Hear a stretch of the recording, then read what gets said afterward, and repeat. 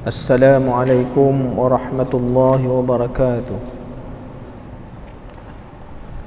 Bismillahirrahmanirrahim. Alhamdulillahi rabbil alamin wa bihi nasta'in. Wassalatu wassalamu ala ashrafil anbiya'i wal mursalin wa ala alihi wa sahbihi ajma'in. Subhanaka la ilma lana illa ma 'allamtana innaka antal alimul hakim. Wala hawla wala quwwata illa billahil aliyyil azim. Allahumma la sahla illa ma ja'altahu sahla wa anta taj'alul hazna idza syi'ta sahla. Allahumma faqihna fid din wa 'allimna at-ta'wil. Allahumma zidna ilma, amma ba'd. Alhamdulillah, kita bersyukur kepada Allah Subhanahu wa taala kerana dengan rahmat dan limpah kurnianya kita bertemu lagi dalam majlis yang diberkati oleh Allah Subhanahu wa taala. Mudah-mudahan Allah Subhanahu wa taala menjadikan perhimpunan kita mendapat rahmat dan mendapat keberkatan daripada Allah Subhanahu wa taala, insya-Allah. Tuan-tuan muslimin dan muslimat yang dirahmati Allah, kita masih lagi membicarakan fasal yang ke-19, membicarakan an-najasatu salasatun, membicarakan bab najis. Najis ni diterbahagi kepada 3, mughallazatun wa mukhaffafatun wa mutawassitatun. Dan kita telah membicarakan perkara yang pertama, iaitu najis mughallazah. Yang dikatakan najis mughallazah ini najasatul kalbi wal khinziri wa far'i ahadihima. Najis mughallazah ialah iaitu najis anjing, babi dan keturunannya daripada kedua binatang tersebut. Jadi kita membicarakan tentang najis anjing, maka pengarang ini dia telah membawakan sebuah hikmah yang diambil daripada kitab Kashfi As-Saja. Dia membawakan tentang 10 sifat mulia yang ada pada anjing yang seharusnya dimiliki oleh orang yang beriman. Maknanya dalam keadaan binatang ini najis pun ada kelebihan yang Allah Ta'ala jadikan kepada dia, kan? Makna nak tunjukkan Allah Ta'ala menjadikan sesuatu tu bukan sia-sia lah. Dijadikan sesuatu tu bukan sia-sia. Ada yang tak boleh dimakan, haram hukum dia, kan? Tapi manusia boleh mengambil pelajaran, kerana di sana ada maknanya perkara yang boleh kita lihat. Ini dia disebut oleh ulama, diceritakan oleh ulama dalam kitab. Maka apa yang boleh dipelajari daripada makhluk yang namanya anjing ni, bagi orang yang beriman mengambil daripada anjing ni ada, walaupun dia ni mughallazah, tapi ada sifat-sifat yang boleh diambil pada dia. Yang pertama dia kata apa? Anjing ni dia bersifat dengan selalu lapar. Jadi kiasan kepada laparnya anjing ni. Dengan sebab itu seorang yang soleh mestilah, ataupun sifat orang solehin ini yang beriman kepada Allah Subhanahu wa taala, selalu berhati-hati pada setiap suapan. Jadi anjing ni dia selalu lapar. Dia kalau kita tengok kerja dia nak makan dia. Kerja nak makan aja. Walaupun dia kenyang, tapi itu sifat dia. Jadi bagi orang solehin, orang soleh ni, hendaklah dia mengambil setiap suapan yang dia makan. Jangankan yang haram, makanan yang halal kalau boleh menjadikannya lalai daripada mengingati Allah, dia akan kurangkan, bahkan meninggalkannya walaupun dia tidak mengharamkan. Jadi Kalau kita kenyang, kalau kita lapar, kena jaga-jagalah. Memang kita kena berjaga-jaga. Hatta kalau kita ni kenyang sekalipun, dalam bab makan ni tuan-tuan, kalau dia dah melampau daripada peringkat, maknanya perkara tu boleh memudaratkan, maka makanan yang halal pun jadi haram juga. Jadi dengan sebab itu kita kena belajar, kena mengambil iktibar daripada lapar boleh, maknanya kalau dalam keadaan lapar ni pun nak makan, hendaklah sentiasa berhati-hati dalam makanan. Sebab apa yang kita suap, apa yang kita masukkan dalam perut kita, dia menjadi darah daging. Maka dengan sebab itu, sesuatu suapan yang masuk daripada sesumber yang haram, maka dia disebut dalam hadis Rasulullah sallallahu alaihi wasallam, fannaru aulabi, maka api neraka itu lebih aula padanya. Nanti balik tengok dalam kitab hadis Arba'in An-Nawawi, ada satu hadis yang dibicarakan tentang bab makan, kan? Jadi kita kena tengok tuan-tuan, sifat yang kita kena belajar pada maknanya sifat binatang ni yang dinama anjing tadi. Yang keduanya, tidak tidur pada waktu malam kecuali sedikit aja. Kalau orang piara anjing, dia memang anjing ni mana tidur. Dia duduk tu, dia boleh dengar orang buat, kan? Dia boleh dengar. Dia tutup mata buat dia tidur. Jadi apa yang kita nak belajar ialah sifat orang yang rajin bertahajud, kan? Sifat orang yang rajin bertahajud, kerana orang yang bertahajud memerlukan perjuangan dan pengorbanan. Dia macam anjing lah, dia jaga rumah tu, mata dia kejam, tapi dia jaga. Orang yang masuk semua dia boleh tahu, kan? Jadi kita belajar daripada sifat dia ni, bahawa orang yang beriman dia tak boleh banyak tidur, kan? Dah ada tidur kat rumah, datang masjid pun tidur juga. Tu jadi masalah dia tu, kan? Datang masjid tidur, kat rumah tidur, kan? Jadi tuan-tuan muslimin dan muslimat yang dirahmati Allah, kan, kena kurangkan. Dia mesti nak menjaga mata ni, tu sebab dia kena banyak perjuangan. Perjuangan tu perlu ada. Dia sanggup meninggalkan tempat tidurnya yang empuk dan selimutnya yang hangat. Nak tengok sifat anjing tu, dia duduk tu kat luar. Mana ada anjing tidur ni, kan? Dia tidur ada bilik, dia tak ada bilik. Kalau bilik dia pun kat luar, dekat tepi pagar, kan? Kalau dia buatkan rumah pun dekat tepi pagar. Supaya apa? Kalau orang datang dia tahu, kan? Itu anjing VIP tu. Dia ada rumah. Kalau yang anjing ini netizen punya, duduk luar je, kat pintu pagar je, tak ada rumah langsung. Makna dia menjaga tuan, dia sanggup meninggalkan keselesaan dia, keselesaan hidup dia tu dia tinggalkan. Maka orang beriman dia macam tu. Dia kena meninggalkan. Kalau dia hendakkan maknanya kebaikan, hendakkan maknanya kelazatan di akhirat, maka kelazatan dunia ni dia kena kurang, dia kena tinggalkan. Ada? Dia sanggup bangun pada waktu malam, membasahkan anggota wuduk dengan air yang sejuk pada ketika udara yang sangat sejuk dan mata yang sangat mengantuk. Sebab tu sifat anjing tu dia berjaga. Dia berjaga, menjaga orang lain, biarlah dia tak jadi, dia apa tak apa. Maka orang beriman begitulah sifat dia. Kita kena belajar daripada maknanya sifat yang Allah Ta'ala jadikan. Walaupun dia tu najis, tapi ada di sana hikmah dan kebaikan yang Allah Ta'ala jadikan kepada dia.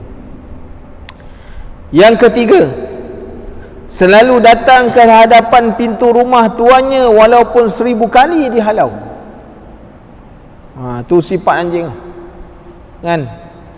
Pantang tuan rumah buka pintu, dia datang lah. Datang lah. Maka ini adalah sifat yang jujur, iaitu sifat ini juga merupakan sifat orang yang cekal, tidak mudah putus asa dan memiliki semangat perjuangan demi harapan yang diingininya. Walaupun dia tahu doa dia susah nak makbul, kan? Walaupun dia tahu dia dosa banyak, tapi dia datang sentiasa kepada Allah Subhanahu wa taala. Yalah, minta ampun kan terjebak balik dengan dosa, minta ampun lagi, maknanya terus. Sehingga ada satu ketikanya ada orang mengadu dengan Rasulullah sallallahu alaihi wasallam, ya Rasulullah, dia ni semayang tapi pada siang harinya dia mencuri.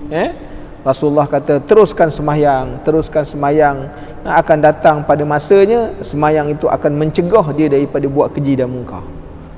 Jadi maknanya tuan-tuan muslimin dan muslimat yang dirahmati Allah, ini sifat yang perlu ada kepada kita. Kalau kita banyak dosa, jangan putus asa minta ampun dengan Allah. Kalau kita ni jenis orang yang banyak dosa, jangan putus asa.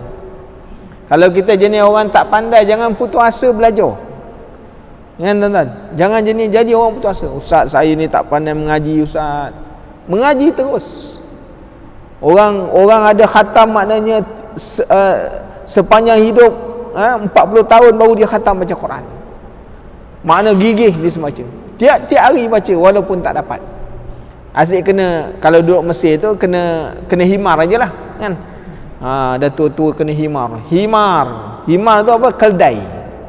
Tok guru kata keldai kau ni, kan? Ajar tak boleh dapat. Jadi keldai. Datang juga, kan? Tu maknanya semangat cekal boleh ada. Dia mengaji, tuan-tuan, kan?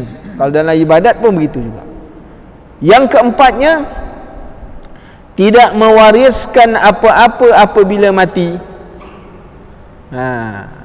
Ini adalah sifat orang zuhud ataupun zahidin, iaitu orang yang zuhud adalah orang yang mengatur dunia dengan tangan mereka. Inilah yang dikatakan dunia di dalam tangan, bukan di dalam hati. Mereka tidak mewariskan keinginan terhadap dunia ketika mati. Sebab tu kalau kita tengok ini sifat-sifat yang perlu ada lah. Kita, tuan-tuan, kena jadi orang zuhud. Tapi tuan-tuan muslimin dan muslimat yang dirahmati Allah, ketika mana Rasulullah sallallahu alaihi wasallam bertanya kepada malaikat Jibril,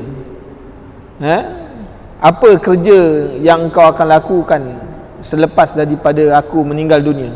Mana kalau ketika mana Rasulullah ada, Jibril ni turun ke dunia, kan, bertemu dengan Rasulullah, membawa berita, membawa perkhabaran, membawa makna utusan daripada Allah Subhanahu wa taala. Maka Jibril kata, lepas engkau meninggal dunia, aku akan turun juga kat dunia, kan? Kerja aku pada ketika mana engkau telah wafat, iaitu mencabut sifat zuhud, daripada hati-hati ulama. Ada. Sebab tu kita tengok hari ni ulama dengan jutawan kosmetik tak ada beza lah, sama je. Jutawan kosmetik nak cari harta, ulama pun sangat macam tu. Siapa nak jemput saya ceramah 4,000 4,000 bayar. Jangan telefon saya, telefon PA saya, kan? Gitu. Nanti PA pun kata, ni ustaz kalau nak jemput ceramah datang dekat ni, kena bayar 4,000. Hotel kena sediakan yang ada kolam renangnya, ustaz. Tu. Kalau tak ada kolam renang, dia tak apa nak datang, kan? Nanti dia berenang tak naik-naik tu, kan? Jadi tuan-tuan muslimin dan muslimat, dah sama dah. Dia dah sama. Maknanya sifat zuhud ini akan ditarik daripada hati-hati orang-orang yang soleh. Jadi kita tengok kehidupan mereka dah tak ada beza dah. Sebab tu kita kena jaga, tuan-tuan muslimin dan muslimat yang dirahmati Allah. Tu sebab di dalam cabang ilmu kena belajar tasawuf. Kerana tasawuf ini ialah jalan untuk kita sampai kepada tempat. Tasawuf ni, apa dia kata tasawuf? Tasawuf ni ialah satu ilmu untuk menyampaikan kita pada satu tempat. Maka akhlak ialah bagaimana nak menempatkan diri kita tu dengan sifat-sifat yang terpuji. Jadi orang yang belajar tasawuf dia mesti berakhlak. Jadi bila belajar tasawuf mesti akhlak-akhlaknya yang tak elok tu dibuang jauh, memasukkan dalam dia. Mana matlamat daripada tasawuf itu ialah mesti membersihkan, menyucikan diri. Salah satu daripada orang yang bertasawuf ini mesti ada sifat zuhud, kan? Sifat zuhud kena ada. Mana mengambil kadar keperluan dalam kehidupan. Bukan dia orang tak mampu, dia mampu pakai baju mahal. Bayangkan Sayyidatina Aisyah radhiyallahu anha, satu hari orang bagi dia 100,000 dirham. Sayyidatina Aisyah orang bagi dia 100,000 dirham, bagi dia, bukan bagi kat orang lain. Satu dirham berapa? Satu dirham bersamaan dengan 30 ringgit. Kalau 100,000, berapa orang bagi kat Siti Aisyah? Kan? Maknanya Siti Aisyah dapat duit yang begitu banyak, tapi dia minta pada dia punya pembantu dia. Dia kata, bagikan aku satu kain.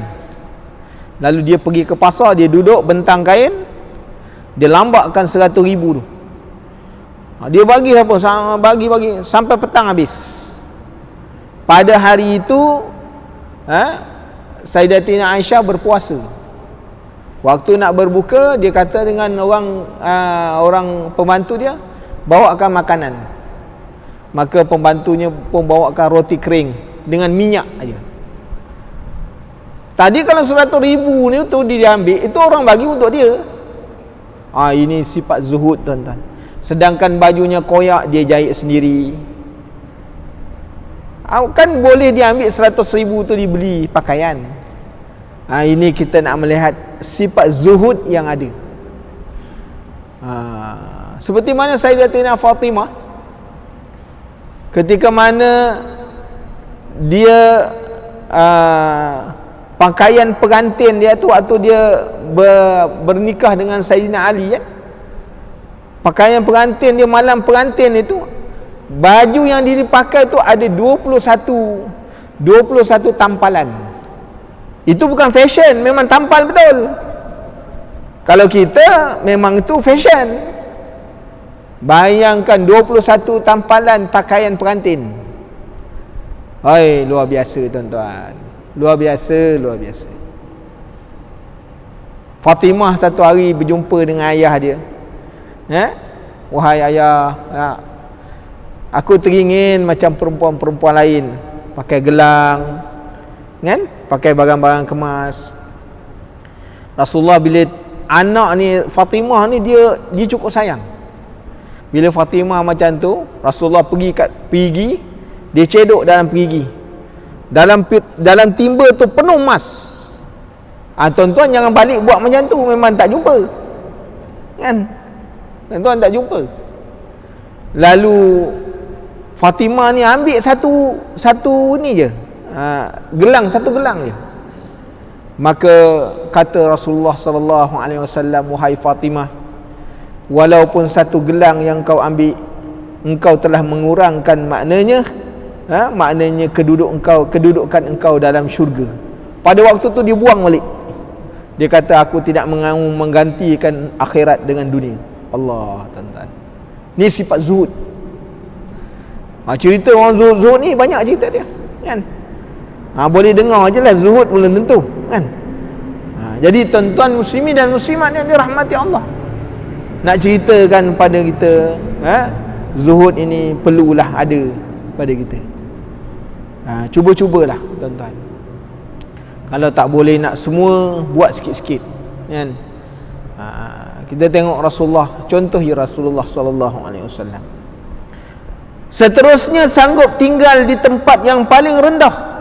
Ini sifat yang ada pada binatang ni, walaupun dia mughalazah, tapi ada sifat baik dia. Sanggup tinggal daripada tempat yang rendah. Mana tuan rumah tidur dalam, jaga dia kena jaga, dia jaga, dia tidur kat luar ya. Tidur kadang-kadang dekat pos kereta, kan? Dekat tepi apa ni, pagar. Itu tempat dia, tuan-tuan. Allahu akbar. Apa yang kita nak ambil di situ ialah sifat orang yang redha. Orang redha ni cempak kat mana pun boleh lah. Duduk dalam masjid, kipas tak buka pun tak apa. Panas Ustaz, kipas ni tak jalan ke Ustaz? Memang tak buka dah kipas ni. Memang sejak PKP ni memang kipas ni tak boleh buka sebab dia bawa COVID. Oh panas Ustaz, panas. Redha. Habis Ustaz ni kalau tak nak buka kipas ni buat apa baik, Ustaz buang je. Dia marah pula Ustaz tu, kan? Dia marah Ustaz. Jadi gitu tuan-tuan. Kena ada sifat mana apa? Radin. Makna sifat redha. Orang beriman, tuan dia letak kat mana-mana pun dia diamnya. Itu sifat anjing yang ada tu. Tuan dia kata, kau duduk sini. Dia tambat dengan dekat tepi pagar. Duduk aja, kan? Dia beri makan apa yang tuan dia bagi, tulang ke apa ke, makan buat senyap je. Tak pernah dia kata, tuan aku jaga penat 24 jam, tulang dia dapat. Kalau dia bercakap macam tu, mati pula tuan dia, kan? Ini tuan-tuan muslimin dan muslimat yang dirahmati Allah, sifat redha tu. Jadi orang beriman ini tuan-tuan mesti ada sifat redha. Redha dan tawaduk kerana Allah Subhanahu wa taala semata-mata. Letak kat mana-mana pun boleh. Rasulullah sallallahu alaihi wasallam tuan-tuan tidurnya di atas tikar daripada pelepah tamar. Rasulullah ni kan dia rasul. Tidur di atas tikar yang dia ayam daripada pelepah tamar. Dia punya apa? Dia punya, kalau pelepah tamar tu dia punya daun tu kan, disaring jadikan tikar. Pelepah tamar dia punya ni kan, dia punya lidi dia tu kan keras, kan? Tak macam daun kelapa, tuan-tuan. Oh Masya Allah. Bangun pagi-pagi tu Rasulullah bangun tahajud tu, belakangnya macam dipalu. Bertahun-tahun tuan-tuan, sampai kepada wafatnya Rasulullah sallallahu alaihi wasallam. Kan? Nak tengok kepada apa? Sifat tawaduk yang mengakhirkan Rasulullah sallallahu alaihi wasallam mendapat tempat yang tinggi di sisi Allah Subhanahu. Apa makam dia? Makam mahmuda. Tu makam yang tak boleh dicapai oleh mana-mana orang. Makam yang tidak dicapai oleh mana-mana nabi melainkan Rasulullah sallallahu alaihi wasallam. Seorang je. Makam mahmuda. Makam yang begitu tinggi. Sebab dekat atas dunia zuhud hidup dia.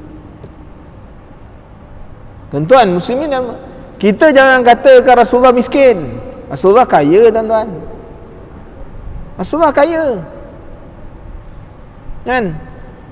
Kalau tuan-tuan baca dalam kitab Syama'il, Rasulullah punya unta ada nama, keldai ada nama dia, kuda ada nama dia. Macam-macam kuda, macam-macam kenderaan Rasulullah ada. Mana? Rasulullah orang yang mampu. Tapi ini semua tak mengikat dia. Kalau kita baca maknanya pedang-pedang milik Rasulullah, macam-macam jenis pedang ada. Maknanya Rasulullah bukan orang miskin, Rasulullah orang kaya. Tapi Rasulullah ada sifat, maknanya sifat redha, sifat tawaduk kepada Allah. Apa yang orang rumah dia sediakan, itulah yang dia makan. Orang rumah kata, ya Rasulullah hari ni tak ada makanan, ya Rasulullah, puasa. Kalau kita orang rumah kata, hari ni tak ada makan bang, duit yang bagi tu mana pergi? Kau beli Tupperware? Beli Tupperware? Kita marah, tuan-tuan. RM50 nak makan seminggu, mana boleh?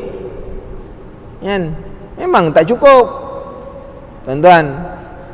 Yang seterusnya, terus menerus melihat orang yang melihatnya, sehingga orang tersebut melemparkan makanannya. Ini sifat yang ada pada binatang yang mughalazah, tapi ada sifat terpuji pada dia. Terus menerus tengok, orang datang semua dia tengok, rata mata dia, kan? Sehingga orang makna melemparkan makanan kepadanya. Apa yang kita nak tahu? Iaitu adalah akhlak orang miskin, masakin di sisi Allah Ta'ala yang maha kaya, kan? Mana kita ni iftikar, dan Allah Ta'ala itu istighna. Allah Ta'ala itu kaya dan tak berhajat kepada sesuatu. Tapi kita ni sifat kita apa? Iftikar. Iftikar ni makna sentiasa berhajat kita kepada Allah. Allahul Ghani wa nahnu fuqara. Allah Ta'ala kaya, kita ni semuanya miskin. Kaya pun kita miskin, sebab yang bagi itu semua Allah. Jadi sebagai seorang insan yang mendambakan ketenangan dan rahmat, iaitu kasih sayang Allah, janganlah dia memutuskan harapan, iaitu rajak kepada Allah Ta'ala pada setiap ketika. Makna kita, tuan-tuan, jangan putuskan kasih sayang kita, jangan putuskan hubungan kita dengan Allah. Waktu kaya kita ke, waktu miskin kita ke, waktu susah ke, waktu senang ke, jangan putuskan hubungan dengan Allah. Nanti Allah Ta'ala kata apa?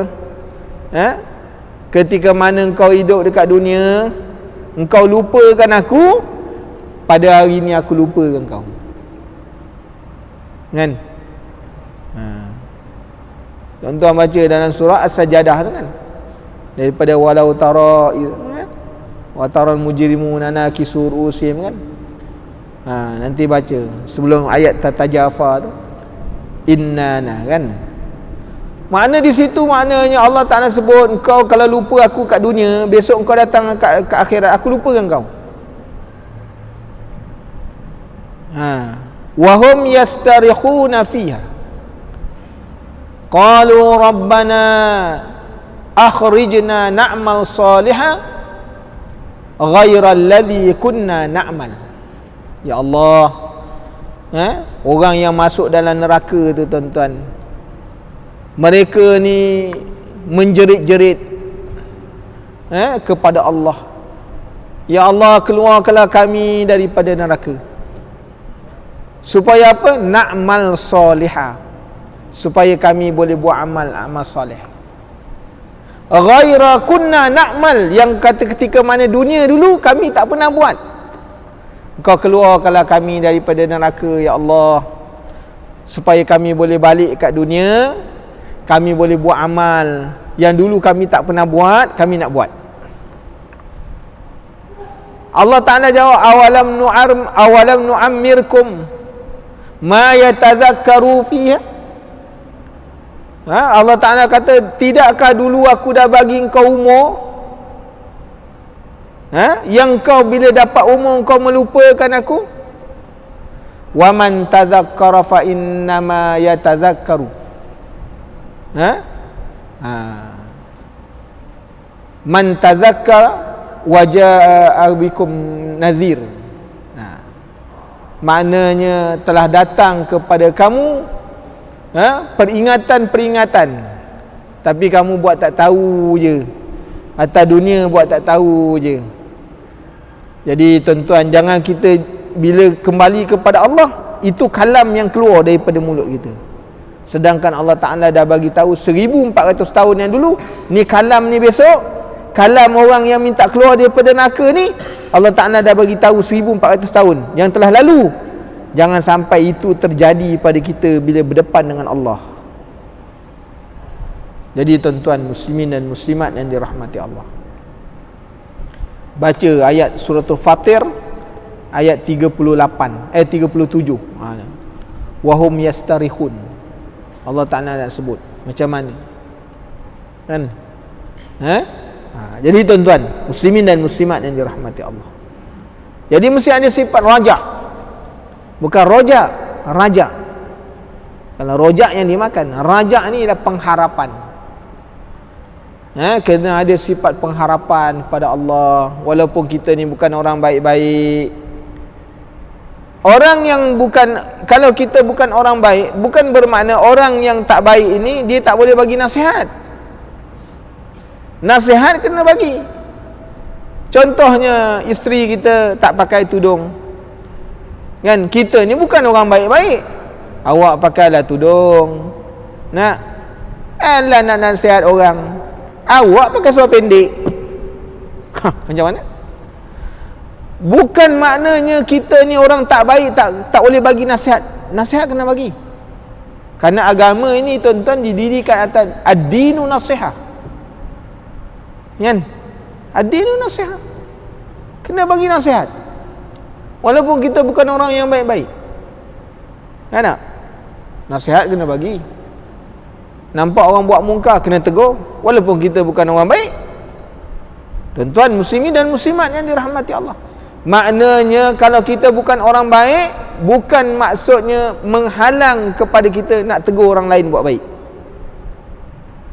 Jadi tuan-tuan muslimin dan muslimat yang dirahmati Allah, seterusnya, apabila dia halau dengan lemparan tanah, dia tidak menyimpan dendam. Ni anjing ni kan, walaupun dia binatang yang mughalazah, kau baling dia tak dendam no. Nah, ini adalah akhlak orang yang rindu kepada Allah, kan?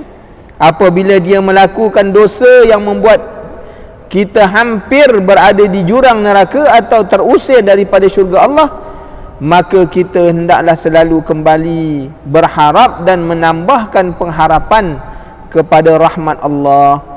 Jangan sekali-kali merasakan terzalim dengan takdir yang sudah ditentukan oleh Allah yang Maha mengetahui. Hendaklah ia selalu selalu berbaik sangka kepada Allah dalam perkara takdir.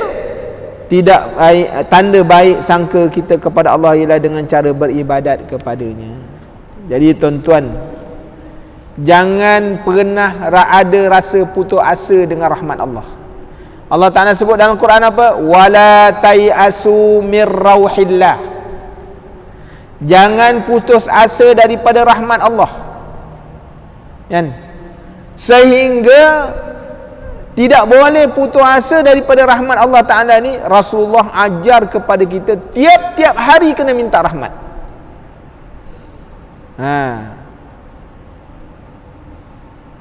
Tiap-tiap hari kena minta rahmat Allah. Tiap-tiap subuh minta rahmat Allah. Tabarakta Rabbana wa ta'alait.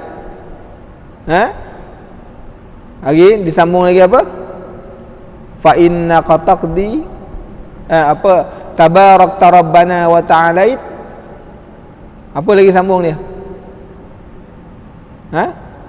Doa kunut, doa kunut. Fa innaka tabarakta Rabbana wa ta'alait falakal hamdu ala bukan itu. Allahumma hdini fi man hadait wa afini fi man afait wa tawallani fi man tawallait wa barik li fi ma atait wa qina bi rahmatika syarra ma. Tuan-tuan, doa tu kena baca tiap subuh. Siapa tak baca kena sujud sawi. Sebab apa? Sebab dia sunat abaat. Orang meninggalkan dengan sengaja, terlupa sujud sawi. Nak tunjuk pada kita, Rasulullah ajar kita tiap-tiap pagi sebelum melakukan kerja-kerja, minta kepada Allah rahmat Allah. Allah Ta'ala kalau tarik rahmat tuan-tuan susah. Rasulullah sendiri pun, aku sendiri pun berharap kepada rahmat Allah. Itu Rasul yang bagi tahu. Kita ni hidup kalau tak ada rahmat Allah Ta'ala susah. Susah tuan-tuan. Sebab tu Rasulullah mengajar umatnya tiap-tiap pagi minta birahmatika syarra ma qadait. Rahmat, seperti mana engkau berilah kepada kami rahmat sebagaimana engkau telah memberikan kepada orang-orang yang sebelum daripada kami rahmat. Penting rahmat, tuan-tuan. Sebab rahmat ni tak boleh dapat kat pasar tau. Tak boleh dapat di mana-mana. Yang bagi Allah Ta'ala. Bab tu dalam memohon rahmat Allah, jangan putus asa. Jangan putus asa memohon rahmat. Kan? Jangan jadi orang yang putus asa. Sebab orang yang putus asa daripada rahmat Allah, kufur. Nah. Jadi tuan-tuan muslimin dan muslimat yang dirahmati Allah, yang seterusnya, apabila tempat direbut oleh yang lain, ia akan pindah kepada tempat lain.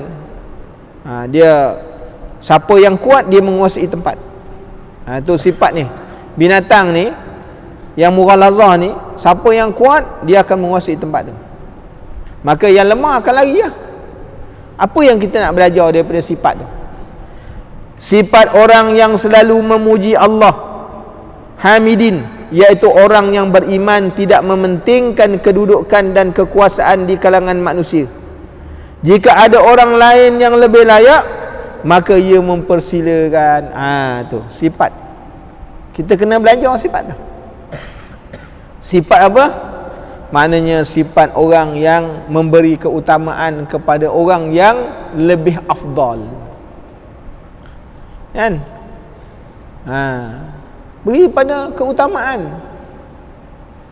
Siapa yang lebih afdal, dia lah ke depan. Siapa yang boleh, dia lah berikan keutamaan.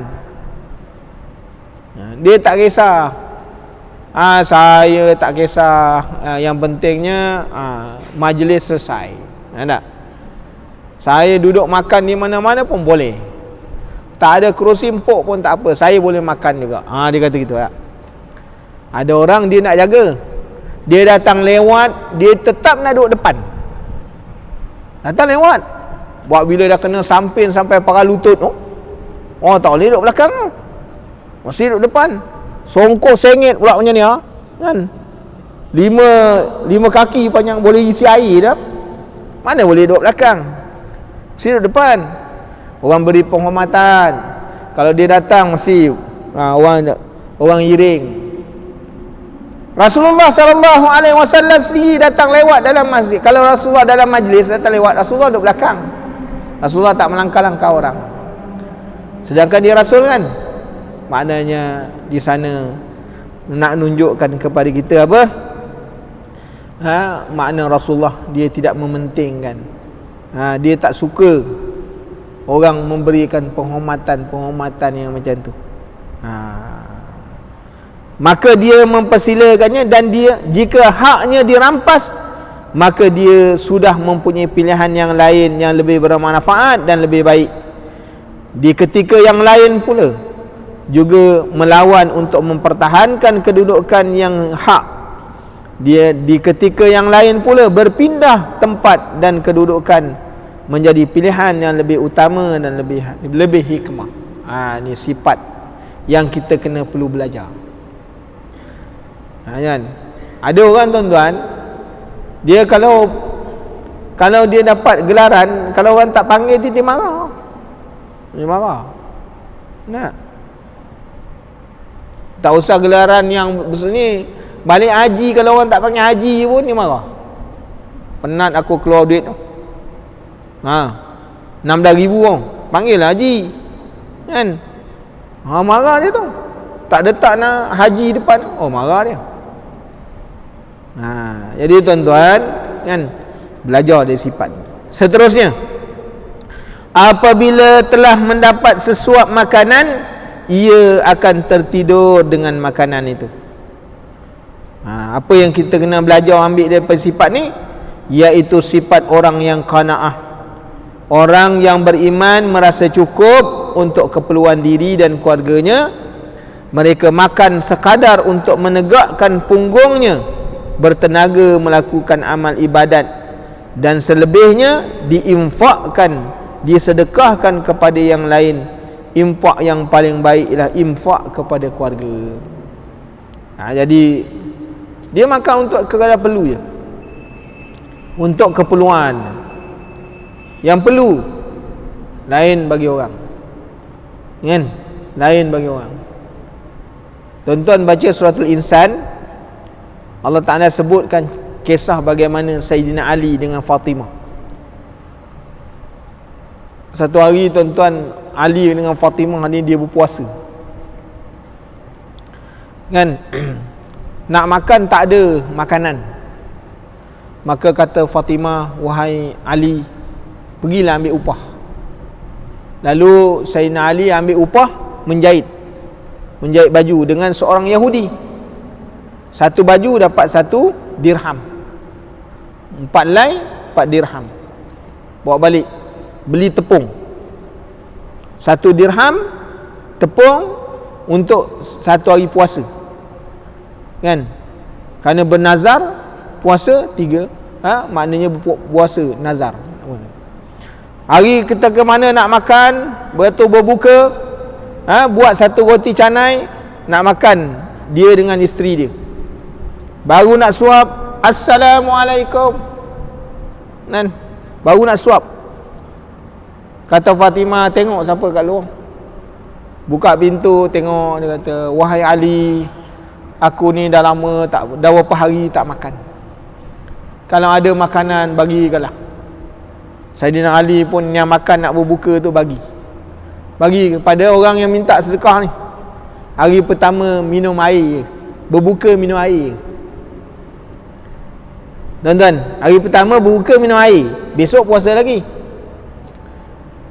Baru nak suat, Assalamualaikum. Kita kalau kata, memang nak kena orang ni, baru aku nak suap je, Assalamualaikum, Assalamualaikum nak. Pun orang minta sedekah, dia kata, Ali, aku ni lapar, dah berapa hari tak makan. Hari kedua bagi makan. 2 hari berbuka minum air.